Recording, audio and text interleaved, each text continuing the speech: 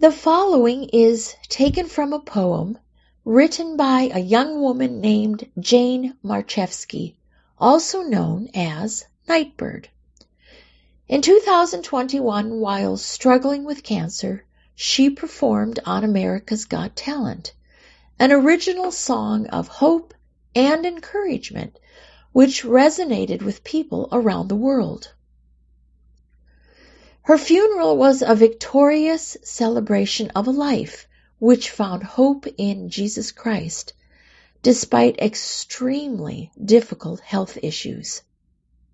She was a gifted musician and author, and shortly before her death wrote this poem titled, "God is on the Bathroom Floor." After the doctor told me I was dying, and after the man I married said he didn't love me anymore, I chased a miracle in California, and 16 weeks later, I got it. The cancer was gone. But when my brain caught up with it all, something inside me broke. I later found out that all of the tragedy at once had caused a physical head trauma, and my brain was sending false signals of excruciating pain and panic. I spent 3 months propped up against the wall. On nights that I could not sleep, I laid in the tub, like an insect, staring at my reflection in the shower knob. The bathroom floor became my place to hide, where I could scream and be ugly, where I could sob and spit and eventually doze off, happy to be asleep, even with my head on the toilet. I have had cancer 3 times now, and I have barely passed 30. There are times when I wonder what I must have done to deserve such a story. I fear sometimes that when I die and meet with God, that He will say I disappointed Him, or offended Him, or failed Him. Maybe He'll say I just never learned the lesson, or that I wasn't grateful enough.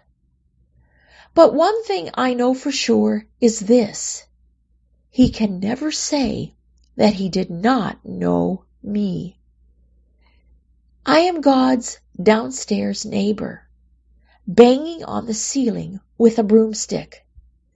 I show up at His door every day, sometimes with songs, sometimes with curses, sometimes apologies, gifts, questions, demands. I have called Him a cheat and a liar, and I meant it. I have told Him I wanted to die, and I meant it. Tears have become the only prayer I know. They fall to the ground as I reach for Him. These are the prayers I repeat night and day, sunrise, sunset. Call me bitter if you want to. That's fair. Count me among the angry, the cynical, the offended, the hardened. But count me also among the friends of God. For I have seen Him in rare form. I have felt His exhale, laid in His shadow. If an explanation would help, He would write me one. I know it. But maybe an explanation would only start an argument between us, and I don't want to argue with God. I remind myself that I'm praying to the God who let the Israelites stay lost for decades. They begged to go in the promised land, but instead He let them wander, answering prayers they didn't pray. For 40 years, their shoes didn't wear out. Fire lit their path each night. Each morning, He sent them mercy bread from heaven. I look hard for the answers to the prayers that I didn't pray. I look for the mercy bread that He promised to bake fresh for me each morning. The Israelites called it manna, which means, what is it? That's the same question I'm asking again and again. There's mercy here somewhere, but what is it? What is it? I see mercy in the dusty sunlight that outlines the trees, in my mother's crooked hands, in the blanket my friend left for me, in the harmony of the wind chimes. It's not the mercy that I asked for, but it is mercy nonetheless. And I learn a new prayer. Thank you. It's a prayer I don't mean yet, but will repeat until I do. Call me cursed, call me lost, call me scorned, but that's not all. Call me chosen, blessed, sought after.